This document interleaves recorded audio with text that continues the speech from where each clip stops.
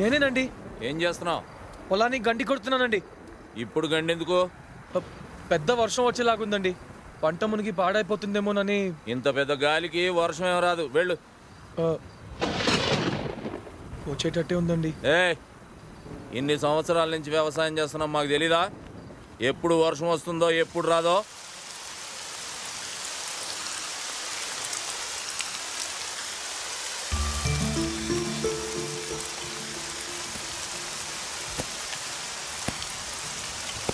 నరసింహ, మన పొలానికి కూడా గండి కొట్టరా. అవసరం లేదండి, మీ పొలానికి కూడా నేనే గండి కొట్టేశాను. మీరు వెళ్ళండి సార్, తడిసిపోతున్నారు.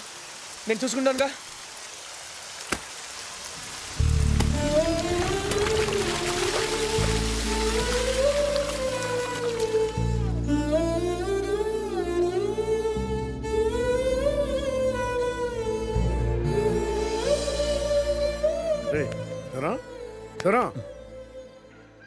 ఇక్కడ పడుకున్నావేంటి? అవును, ఇక్కడ పడుకున్నానేంటి? మనసేం బాగాలేదు మాస్టరు. అయితే నీ మనసు బాగుండే మాట ఒకటి చెప్పనా? నీ చెల్లెలు ఫస్ట్ క్లాస్ లో పాస్ అయిందిరా. నిజంగానా మాస్టరు? అవునరా. సిరమా, నిండు నూరేళ్ళు సుఖంగా ఉండు మాస్టర్. నీ అన్నయ్య దీవించినట్టుగా నీకు నచ్చిన వాడిని చేసుకుని సంతోషంగా జీవించు. నేను కావాలని అలా వచ్చేసిందంటే అలా చూస్తావేంట్రా? ఇదే నా కూతురు అయి ఉంటే రైల్వే స్టేషన్ రాసి ఇచ్చేవాడిని. నువ్వేమి ఇస్తావు చెప్పు? అంత మామూలు పడుతున్నారేంటి అమ్మాయి గారు? గాజులు కావాలా, దుద్దులు కావాలా? వెళ్ళి అడగండి, అడగండి అమ్మాయి గారు. ఏం కావాలమ్మా? మన వాళ్ళందరినీ పిలిచి భోజనాలు పెడదాం అన్నయ్య. మన వాళ్ళేంటమ్మా, ఊరందరినీ పిలుద్దాం. అన్నయ్య. ఏంటమ్మా? అందరినీ అంటే సంతోష్ని కూడా పిలవచ్చా?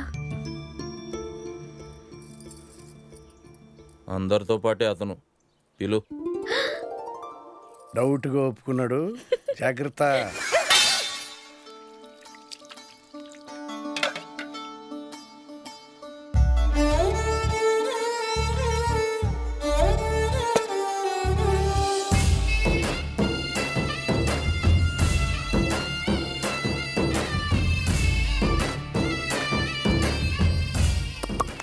మీ అన్నయ్య గారు వస్తున్నారు.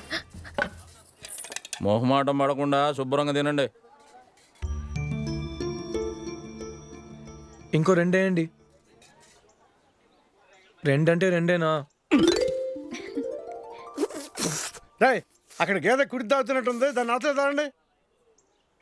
రాది గేదె కాదు. ఆయన అంది కూడా మిమ్మల్నే, గేదెని కాదు. వడ్డిస్తూ పోయారాలు ఒక రేటు జాగ్రత్త.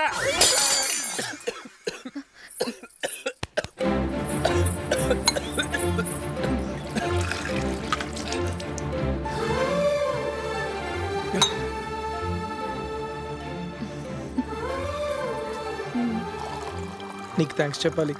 దేనికి? నా కేకుల్లో వచ్చి అంత తిన్నాను. నేను ఇలా తినాలనేగా ఊరందరికీ భోజనాలు పెట్టించావు కదా. నాకు బెస్ట్ ఆఫ్ లక్ చెప్పవా? నువ్వు పాస్ అయ్యావు, నేను కూడా పాస్ అవ్వాలిగా. Best of luck.